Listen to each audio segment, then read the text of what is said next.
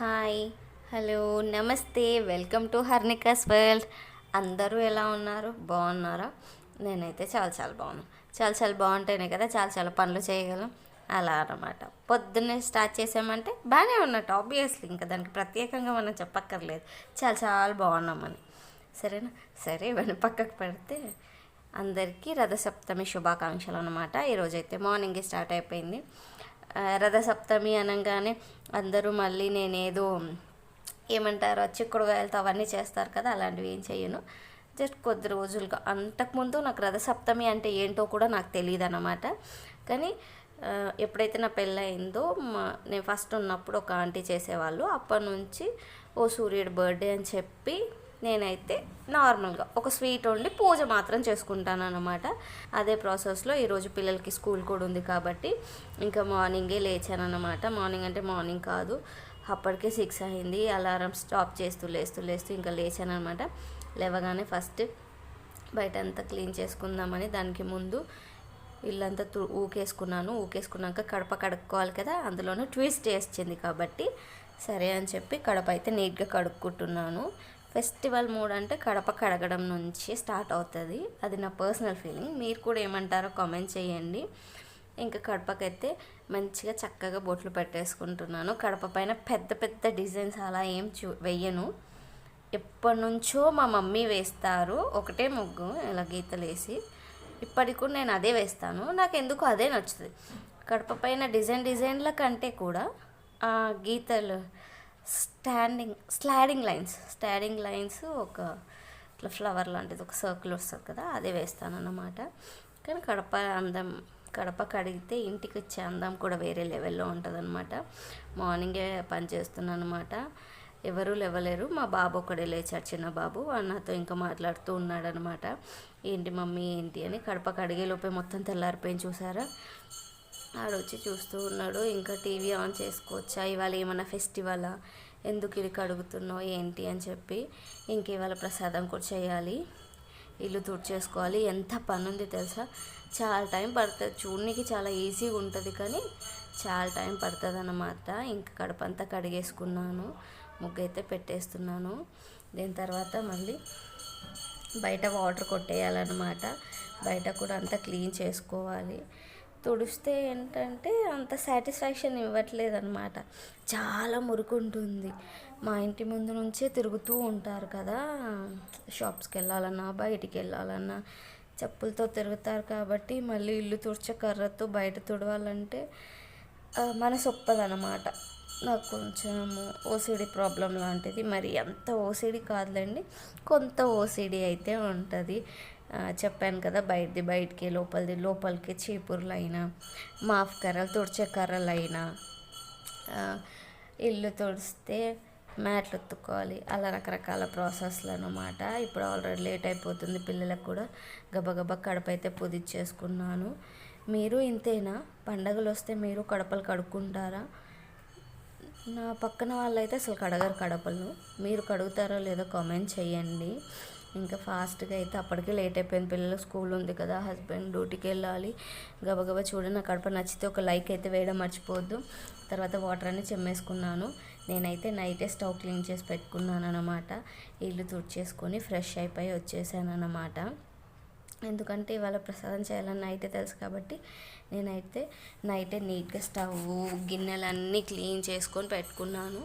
దానివల్ల night late అయింది. అలా పని చేస్తే నైట్ లేట్ అయితే మార్నింగ్ లేవడం కష్టమవుతుంది. నాకేంటో డిఫరెంట్ ప్రాబ్లమ్స్ వస్తూ ఉంటాయి అన్నమాట. ఇంకా పొయ్యి కడుక్కున్నాను. కొంచెం ప్రసాదం వండాలనుకుంటున్నాను కదా అని కొన్ని బొట్లు అయితే పెట్టేసుకున్నాను. ఇంకా స్టవ్ కింద ముగ్గు పెట్టే అంత టైం అయితే లేదు. మీరు నమ్మకపోండి, అప్పటికే లేట్ అయిపోయింది అనమాట. ప్రసాదం నేను ఎప్పుడు చేసినా కొంచెం ఎక్కువ క్వాంటిటీలో చేసుకుంటాను. పక్క వాళ్ళకి కూడా ఇవ్వాలి కదా, అలా పక్క వాళ్ళకి ఇవ్వాలి. మా పిల్లలు అంటే మా పాప బాబు, చిన్న బాబు అంత తినరు కానీ స్వీట్, నేను అంత తినను. మా హస్బెండ్కి, మా పెద్ద బాబుకి చాలా ఇష్టం అన్నమాట. అందులోనూ నేను బెల్లంతోటే చేస్తాను. ఏ స్వీట్ చేసినా మోస్ట్లీ ప్రిఫరెన్స్ అయితే బెల్లంతో చేయడానికే ఇష్టపడతాను. దానికోసమని ఎక్కువ మట్టుకి పరమాన్నం, చక్కెర పొంగలే ప్రిఫర్ చేస్తాను అన్నమాట వండడానికి. వేరే షుగర్ స్వీట్స్, సేమియాస్ అలాంటివి వండను. సేమియా వండితే మా హస్బెండ్ చాలా తక్కువ తింటారు. ఆయనకు స్వీట్ ఇష్టం ఉన్నా మరి ఆయన తక్కువే తినాలి, అదైతే షుగర్ క్వాంటిటీ కాబట్టి ఆయన ఎక్కువ తినడు. ఇంకా నేనైతే పెసరపప్పు తీసుకున్నాను అనమాట. కుక్కర్ పెట్టుకొని, కుక్కర్లో అయితే కొంచెం ఫాస్ట్గా అవుతుంది కదా అని చెప్పి కుక్కర్లో పెసరపప్పు వేసుకున్నాను. ఇంకా దాన్ని అయితే వేయించుకుంటున్నాను. ఈరోజైతే పిల్లలకి హాఫ్ డే స్కూల్లో అయితే సైన్స్ ఫేర్ జరుగుతుందన్నమాట. 5th సైన్స్ ఫేర్ ఉంది. దానికోసమని వాళ్ళు ప్రాక్టీస్ అయితే చేయాలి. అందుకే వాళ్ళకు హాఫ్ డే అంటే ఇంకా రేపే అనుకో సైన్స్ ఫేర్. సరే అని చెప్పి వాళ్ళకి లంచ్ లేదు కాబట్టి మా హస్బెండ్ మట్టుకి కొన్ని రైస్ పెట్టాను అనమాట.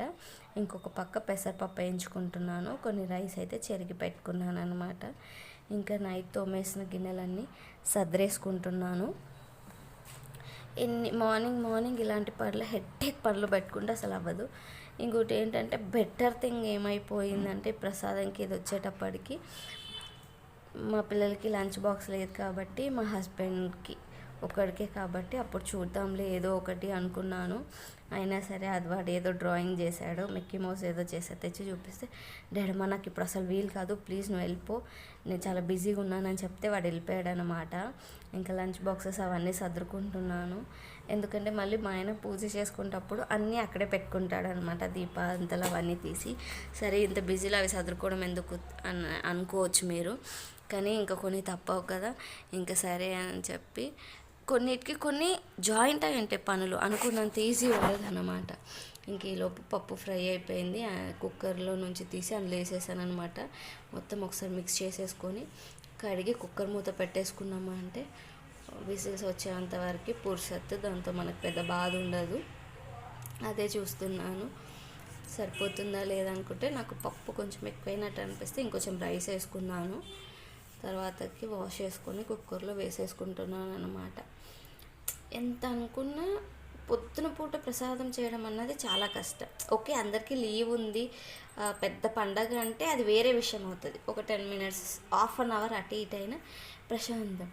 అందరూ మార్నింగ్ 8:30 వెళ్ళిపోవాలి. లంచ్ బాక్సెస్ కాకపోయినా లంచ్ కావాలి, బ్రేక్ఫాస్ట్ కావాలి, దేవుడికి ప్రసాదం కావాలి, పూజ కావాలి. మళ్ళీ ఇవన్నీ కావాలంటే కష్టం అవుతుంది కదా. మళ్ళీ నాకు ఇప్పుడు పూజ చేసేసి తర్వాత ప్రసాదం తీరిగ్గా వండి పెట్టడం అంటే నాకు ఇష్టం ఉండదన్నమాట. పర్సనల్గా నా చాయిస్ అయితే అది కాదు.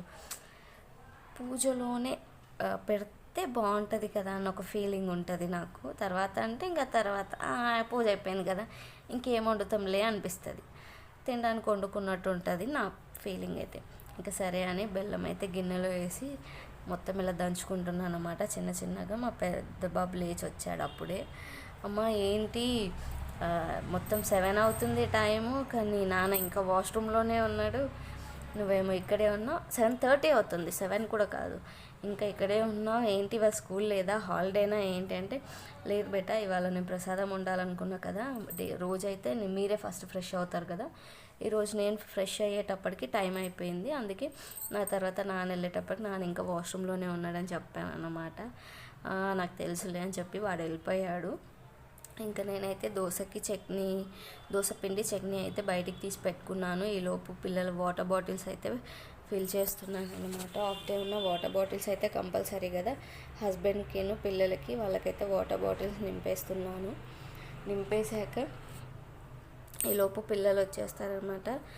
ఇంకో పైపు దోశ వేయాలి, చట్నీ సరిపోతుందా లేదా అని ఒక చిన్న కంగారు ఉండి, అలాగే బ్రెయిన్లో ఒకటి ఉండిపోయింది, ఏం వండాలి మా హస్బెండ్కి అని.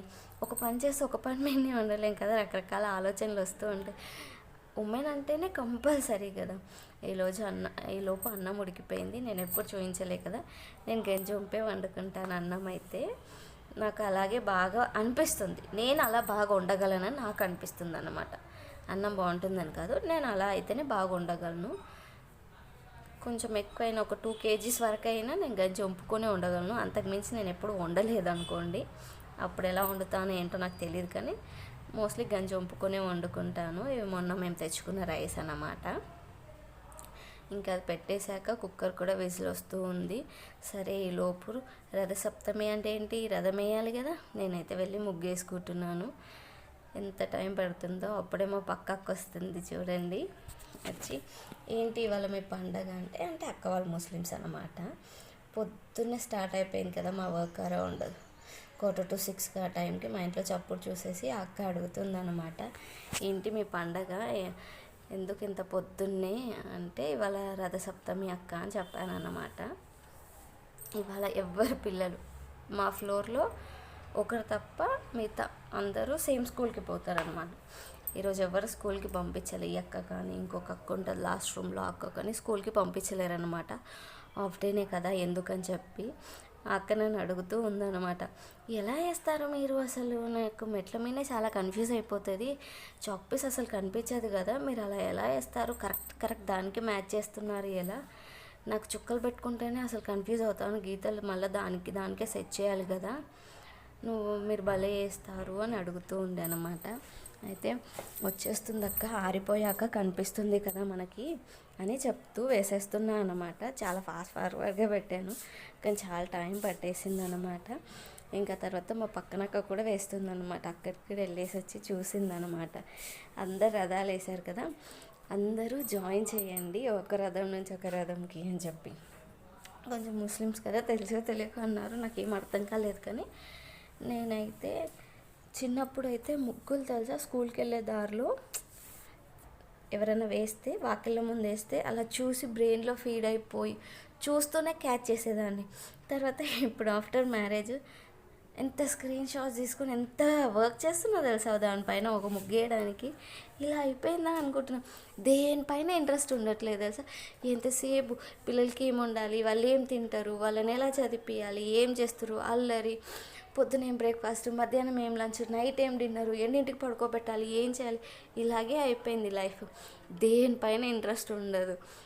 చిన్నప్పుడు సాంగ్స్ కూడా స్కూల్ డేస్లో ఉన్నప్పుడు సాంగ్స్ ఒకసారి వింటే గుర్తుండిపోయేటివి బాగా. అలాగే ముగ్గులు కూడా మీరు నమ్మరు, అంత షార్ప్ అనొచ్చు. ఎందులో చదువులో ఉందో లేదో నాకు తెలియదు కానీ దారిలో వెళ్తుంటే ఒక ముగ్గు చూసానంటే అలా అసలు ఆగి చూసేదాన్ని కాదు, అలా నడుస్తూనే చూసేదాన్ని, ఇట్లా క్యాచ్ చేసేదాన్ని తెలుసా ముగ్గురు. నేను నా మీద నాకే చాలా ప్రౌడ్గా ఉండేది.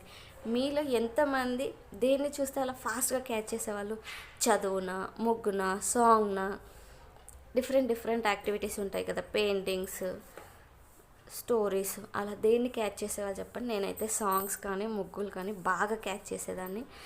కానీ ఇప్పుడు చెప్పాను కదా, అసలు మతిమరుపు వచ్చిందేమో ఏంటి, మతిమరుపు కూడా వచ్చింది. అంతలాగా అయిపోయిందనమాట. ఆఫ్టర్ మ్యారేజ్ ఏముండదు, రిలేషన్స్, పిల్లలు, హస్బెండ్, ఇవే ఉండిపోతాయి అన్నమాట. లైఫ్ అంతా నార్మల్గా కాకుండా బిజీగా బ్రెయిన్ డమ్ముగా జరిగిపోతూ ఉంటాయి. ప్రపంచం అంతా ఏమీ లేనట్టు హస్బెండ్ పిల్లలే ఉన్నట్టు ఉండిపోతుంది. ఆ తర్వాతకి ఇంకా నేను ఇంట్లోకి వచ్చేసాను. పిల్లలు అయితే ఫ్రెష్ అయిపోయారు, వాళ్ళకి దోశ వేస్తూ ఒక పక్క ప్రెషర్ అయితే తీసేస్తున్నాను అనమాట. కుక్కర్లో పెడితే ఉడకడం చాలా ఫాస్ట్గా అవుతుంది కానీ ప్రెషర్ పోవడం చాలా టైం అవుతుంది. దీంతో ఇదో బాధ. ఇంతకుముందు వీడియోలో కూడా చెప్పాను, కెమెరాలో చూస్తూ దోశని తిరిగేస్తే చినిగిపోతుంది, నాకు అస్సలు వస్తలేదు. కెమెరాలో చూడాలో ఒరిజినల్గా దోశని చూడాలో అర్థం కావట్లేదు. మా వీడియో రోజు చేసే దోశ అయినా నేను వీడియో చూపిస్తే చాలా సూపర్ అని హ్యాండ్ పెడుతున్నాడు. హ్యాస్టీస్ అలాగే మా పాప కూడా చేస్తుంది అన్నమాట. ఇంకా మా పెద్దోడికి మా బాబుకి ఇద్దరికి దోశ వేసాను అన్నమాట. తర్వాతకి ప్రెషర్ అంతా పోయింది. ఇంకా నేనైతే పరమాన్నం ఓపెన్ చేసి అందులో దానికి ముందే ఒక పక్క బెల్లం పాకం నానపెట్టాను కదా, అది పెట్టి మరిగించాను అనమాట. మరిగించి ఇంకా వడకట్టుకొని వేసుకున్నాను. బెల్లం కొంచెం ఏమంటారు అన్నంని అబ్జర్వ్ చేసేంత వరకు అని పెట్టాను. ఇంకా జీడిపప్పు అయితే చించుతో వస్తలేదు, కట్ చేద్దామంటే అసలే రాలేదు నాకు. దేన్నైనా నేను పెద్దగా రిస్క్ చేయను అన్నమాట, ఈజీగా అయ్యేలాగే. ఇంకా అలాగే దాన్ని అయితే ఫైనల్గా కట్ చేశాను. తర్వాత మిగతావన్నీ పోల్చుకుంటున్నాను అనమాట. పెద్దగా డ్రై ఫ్రూట్స్ అన్నీ వేయను అనమాట. కిస్మిస్ తినరు, అలా కొన్ని తినరు కాబట్టి ఉత్తి జీడిపప్పే వేస్తున్నాను. ప్రస్తుతం నా దగ్గర ఉంది కూడా ఇదొకటే, జీడిపప్పు బాదం మాత్రమే తెచ్చుకుంటాను నేను, వేరే ఏమీ తెచ్చుకున్నాను అనమాట. అందులో జీడిపప్పు ఒకటే మిగిలింది, అవి కొన్ని ఉన్నాయి, ఇవే ఉంటే అవే ఒలుస్తూ ఉన్నాను అన్నమాట. కొంచెం నెయ్యిలో వేయించి వేద్దామని. ఇందులో అయితేనే తెలియదు తెలుసా, స్వీట్స్లో ముందు నెయ్యే తినేవాళ్ళం కాదు, ఈ స్వీట్స్లోనే ఎక్కువ వేస్తాం. మీరు నమ్మరు, ఇప్పుడు చూసారు కదా మీరు కుక్కర్లో ఉన్న అంత చక్కెర పొంగల్కి నేను 1 టీ స్పూన్ జస్ట్ జీడిపప్పు వేయించే అంత మాత్రమే వేసుకుంటాను. అయినా జీడిపప్పు బాగుంటుంది. మా పెద్ద బాబు వచ్చాడు ఇప్పుడు, వాడు క్రీమ్ పూసుకోలేవు కదా అని అడిగితే ఇట్లా అని ఊపుతున్నాడు. మా ఆయన కూడా ఫ్రెష్ అయిపోయి వచ్చేసారు, ఆయన పూజ చేసుకుంటున్నారు. ఈ లోపల చక్కెర పొంగల్ అవ్వాలని నేను తెగ కంగారు పడిపోతున్నా. ఆల్మోస్ట్ ఇస్ డన్ అన్నమాట. ఇంకంతా ఒక గిన్నెలోకి తీసుకొని దేవుడికి పెట్టి చిన్న కటోరాలలో తెచ్చేసేసాను. మా ఆయన పూజ చేస్తుండే, మా చిన్న బాబు దండం పెట్టుకుంటున్నారు. వాడు తినడం అయిపోయింది కాబట్టి ఇంకా వాళ్ళని దింపేసి వచ్చాక నేను మా ఆయన కోసం నా కోసం టీ పెట్టుకుంటున్నాను. పులిహోర చేద్దాం అనుకున్నాను కదా, యాస్టీస్ పులిహోర. ఆయనకు దోశ వేసి పెట్టాను. ఆయనే హ్యాండ్స్ వాష్ చేసుకుంటూ ఉన్నాడనమాట. ఇంకా టీ తాగేస్తున్నా. ఆయనకైతే బాక్సులు వాటర్ బాటిల్స్ అద్దిచ్చేసాను అనమాట. ఆయన దోశ తిని బయలుదేరిపోయారు పనుల వల్ల. నేను టీ తాగలేదు, అప్పుడు పెట్టి పోసుకున్న టీ ఇప్పుడు తాగుతున్నాను అనమాట. చూడండి నా రథం ఎలా ఉందో. ఇంకా పిల్లలు వాటర్ బాటిల్స్ మర్చిపోయారు, అవి ఇస్తూ వెళ్ళాలని ఆయన గబగబా వెళ్తూ ఉన్నారనమాట. తర్వాతకి ఇంకేదో కూడా మర్చిపోయారబ్బా, నేను మర్చిపోయాను. ఇంకా ఆయన వెళ్ళిపోయాక నేనైతే బట్టలన్నీ బయట ఉండే కదా దండం మీద, అవన్నీ తెచ్చి మర్చేసుకున్నాను అనమాట. ఇంకా తప్పదు కదా, మళ్ళీ ఇంకో రౌండ్ మిషన్ వేయాలన్నమాట. సో బట్టలను మర్చేసుకున్నా. పాప అయితే ఇంకా లేవలేదన్నమాట.